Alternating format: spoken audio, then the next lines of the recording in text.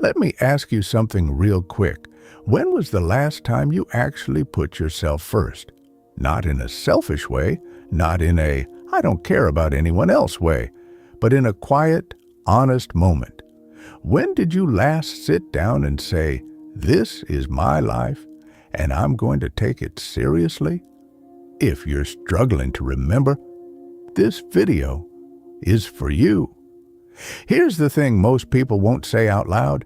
We spend so much of our lives living for other people, trying to make them happy, trying to get their approval, trying to fit into whatever box they've decided we belong in. And somewhere along the way, we lose ourselves. You wake up one morning and look in the mirror and think, who even is this person? Maybe you've been pouring everything into a job that doesn't value you, or a relationship where you're always the one giving, or a friendship where you're always the listener but never the one being heard. And the scary part, you've done it for so long it just feels normal now. You scroll through your phone at night, tired, kind of numb.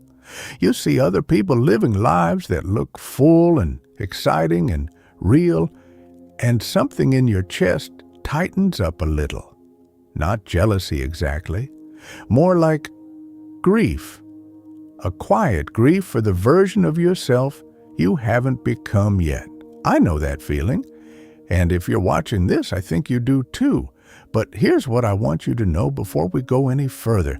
That feeling, that restlessness, that ache, that something needs to change feeling, that's not weakness. That's not you being dramatic. That's your instincts talking. That's the part of you that still believes things can be different. And you know what? That part is right. In 90 days, that's it. That's all I'm asking you to think about. Not the rest of your life. Not some massive overhaul that changes everything overnight. Just 90 days of actually choosing yourself. And I'm not talking about some magic trick or a productivity hack or a morning routine you'll forget by next week. I'm talking about something deeper, something that actually sticks. Because here's the truth. Real change doesn't come from doing more things. It comes from becoming a different kind of person, slowly, quietly, from the inside out. And in the next little while, I'm going to walk you through exactly how that happens. Not as a list of tips, just as a real conversation, like something a good friend would tell you if they actually cared. So stay with me. The first thing you have to understand is this. Most of the noise in your life isn't coming from outside of you. It's coming from inside your own head. Think about it. How many hours do you spend replaying conversations, worrying about what someone thinks of you, beating yourself up over a decision you made weeks ago? We do this without even realizing it. It becomes like background music, always on, always draining us, and we don't even notice anymore because we're so used to it. There's an old Stoic idea that goes something like this. You suffer more in imagination than in reality. And honestly, that hit me when I first heard it, because it's true. So much of what we dread never actually happens. So much of what keeps us stuck isn't a real wall. It's a wall we built ourselves out of thoughts we never challenged. The first shift happens when you start to notice the noise, not fight it, not fix it, just notice it. Start paying attention to when your mind is running away from you, when you're in the shower, and instead of just being in the shower, you're mentally arguing with someone from work. When you're eating dinner, but you're actually somewhere 3 weeks in the future, anxious about something that hasn't happened yet. The moment you notice it, that's the moment you get a little bit of your power back. I want to tell you about a guy I know. Let's call him Marcus. Marcus worked at an office job he didn't like. Not terrible, not abusive, just empty. Every Monday felt like a weight on his chest. He'd spend Sunday nights anxious, dreading the week, and he'd spend his weekdays counting down to Friday like he was serving a sentence. One day he told me, "I feel like I'm just waiting for my real life to start." And I asked him, "What would your real life look like?" He went quiet for a long time. Then he said, "I don't know. I've been so focused on what I don't want that I never actually thought about what I do want." That's where most people are, trapped between what they're running from and having no clear idea of what they're running toward. And that's the second thing I want you to sit with. You need to get clear on who you're trying to become, not what job you want, not how much money you want, but who. What kind of person do you want to be when things get hard? What do you want your energy to feel like? What do you want to stand for? Because, here's the thing. When you get clear on who you're becoming, the decisions get easier. You start asking yourself, would the person I'm becoming do this? And sometimes that question cuts through all the confusion. Marcus started doing that. He wrote out 3 sentences, just 3, about the person he wanted to be. Calm, disciplined, creative. That was it. And slowly, those 3 words started changing every choice he made. He started waking up earlier. He started learning a new skill on weekends. He started saying no to things that kept him small. 18 months later, his life looked completely different, not because he found some secret, but because he got clear, and then he got consistent. Now here's something nobody talks about enough. You have to protect your attention like it's the most valuable thing you own, because it is. Your attention is your life. Whatever you keep paying attention to, that becomes your reality. That becomes what feels true. That becomes the world you live in. And right now, most of our attention is being stolen by social media, by news, by other people's opinions, by comparison, by drama that has nothing to do with our actual lives. There's a reason you can spend 4 hours on your phone and feel more exhausted than when you started. Your attention was taken from you piece by piece, click by click. The Stoics had this idea of guarding the mind at the gate, like soldiers who decide what gets in and what doesn't. And that's not about being cold or shutting the world out. It's about being deliberate about what you feed your mind every day. Because your mind is always eating something. The question is, are you choosing the meal, or are you just eating whatever someone else puts in front of you? Start with something small. Pick 1 hour a day, just one, where your phone is somewhere else, where you're not consuming anything. You're just thinking, walking, writing, sitting quietly. At first, it'll feel uncomfortable, even boring. That discomfort, that's withdrawal from the constant noise.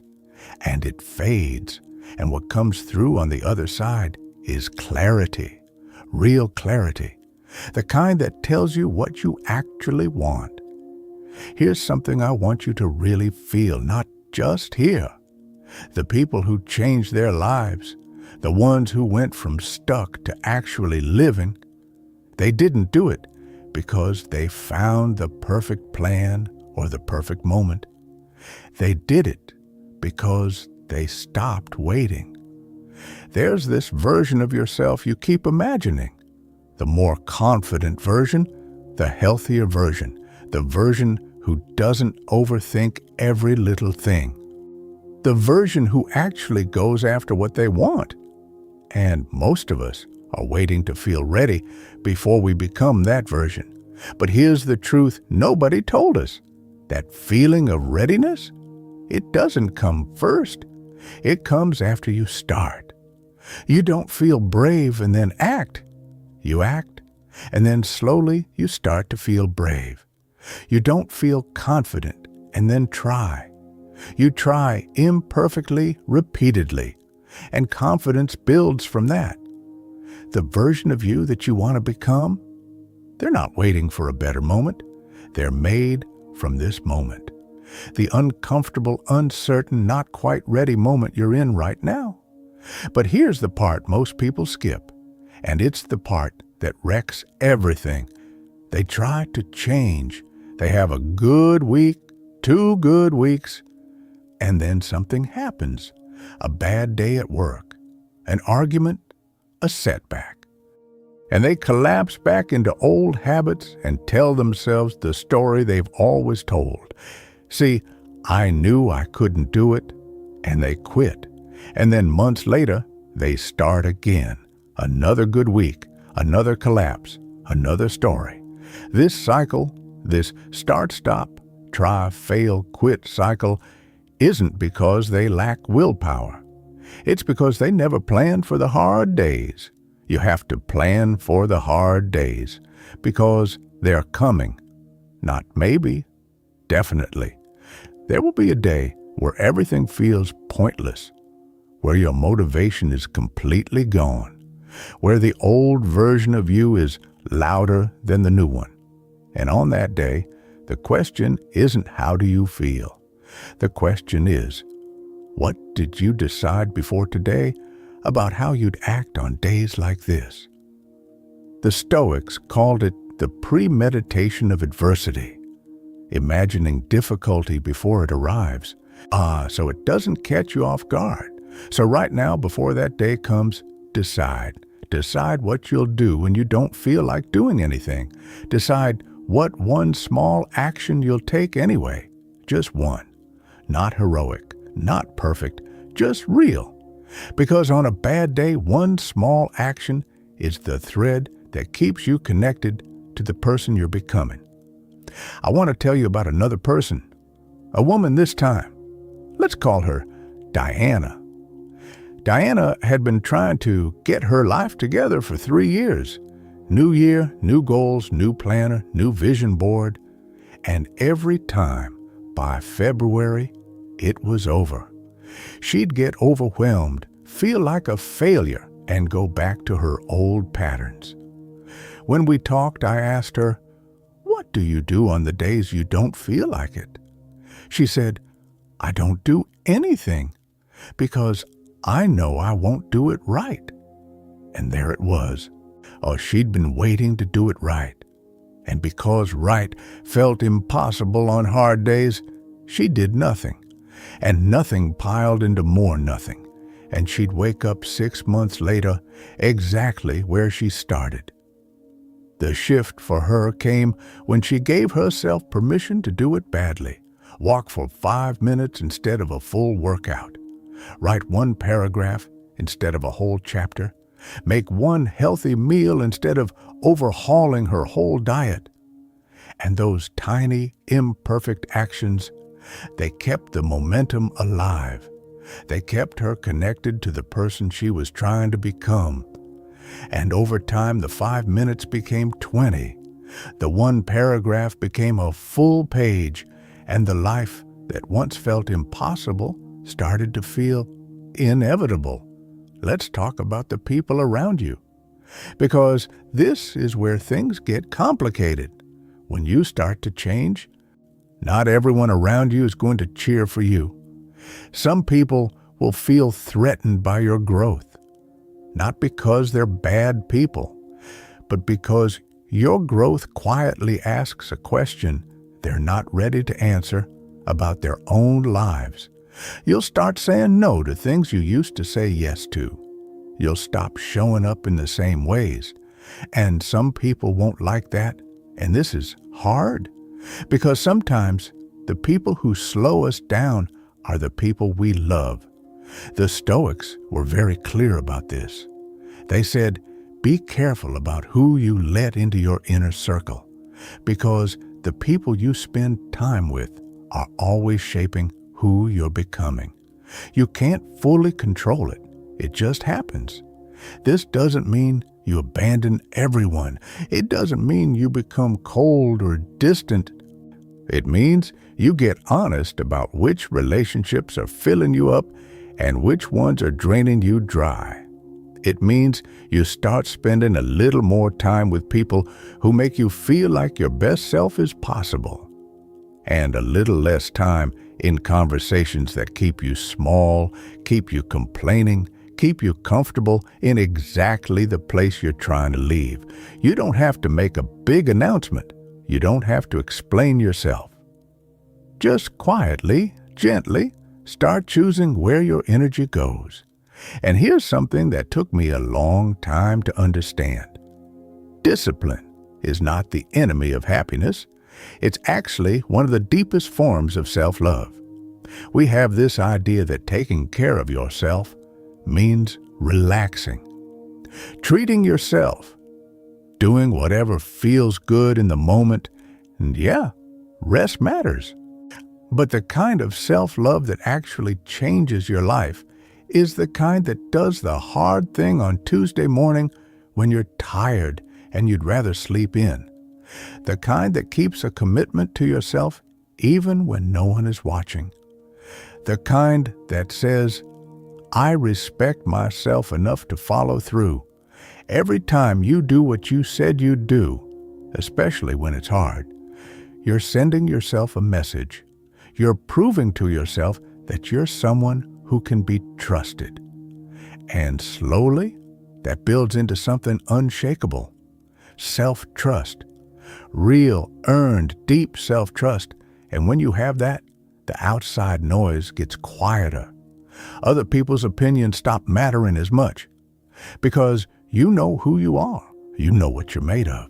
Now, right in the middle of this, I want to say something that might feel uncomfortable. Stop waiting for things to be fair. I know, that sounds harsh. But hear me out. Life is not going to be fair. You might have been dealt a harder hand than someone else. You might have faced things no one should have to face. You might have been let down by people who were supposed to show up for you. And none of that is okay. None of it should have happened. But here's what the Stoics understood. You cannot change what has already happened. You can only choose what you do with it from here. The word they used was proheresis. Your power of choice. The one thing that can never be taken from you, no matter what life throws at you. Not your circumstances. Those can change without your permission. Not what people do to you, that's out of your hands, but your response.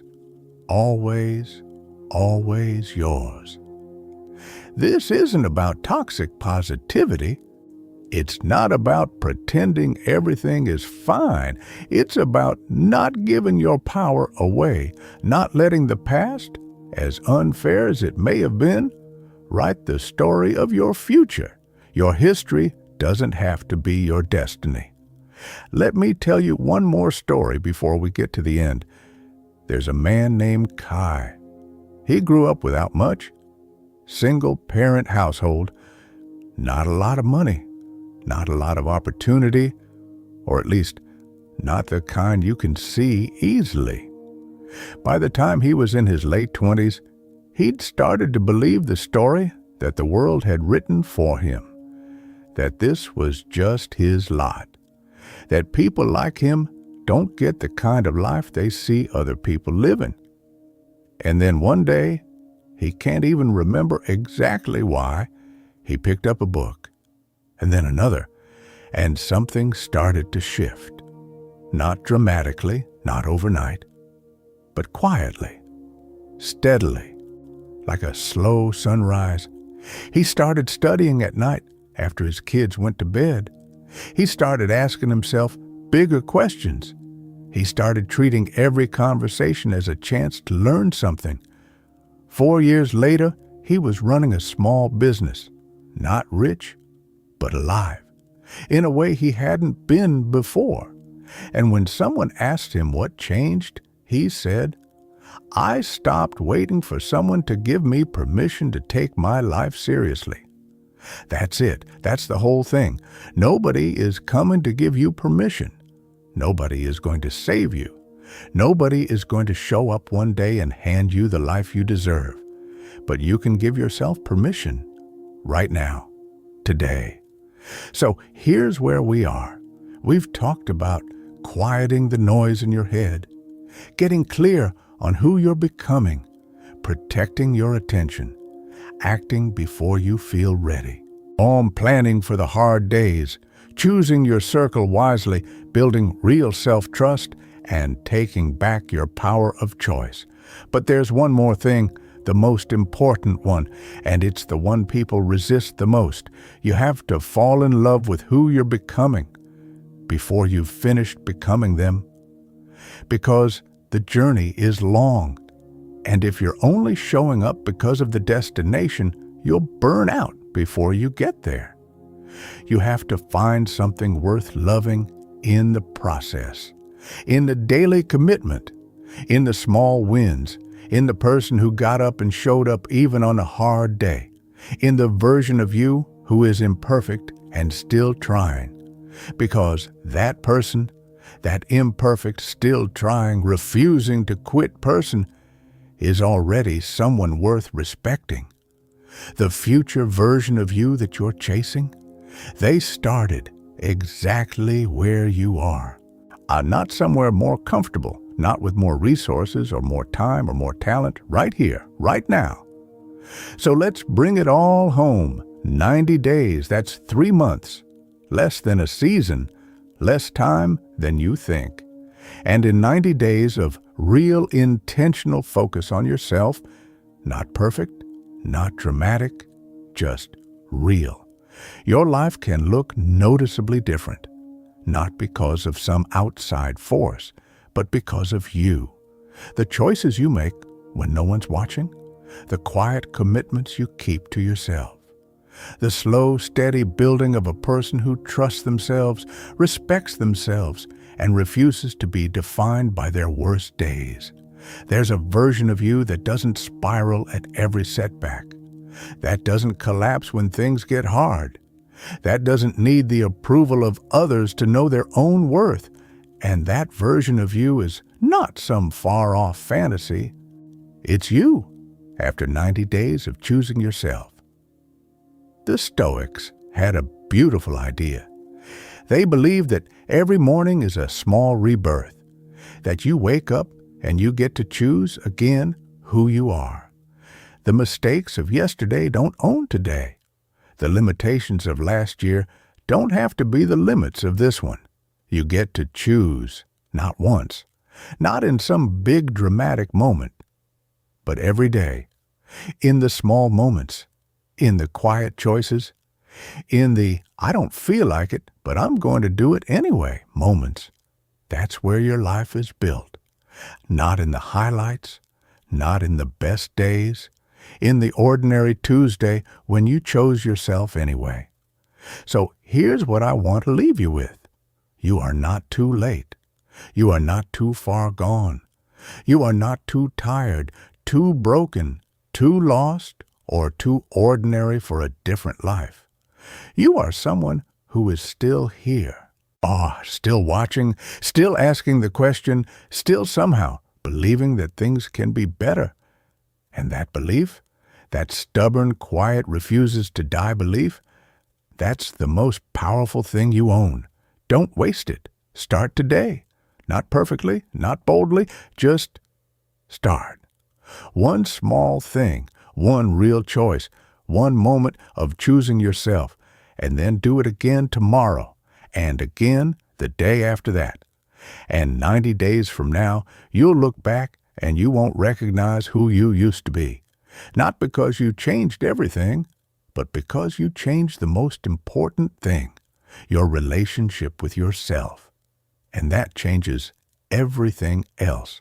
If this reached you today, if even one piece of this felt true for you, I'd love for you to carry it with you. Think about what your one small start looks like today.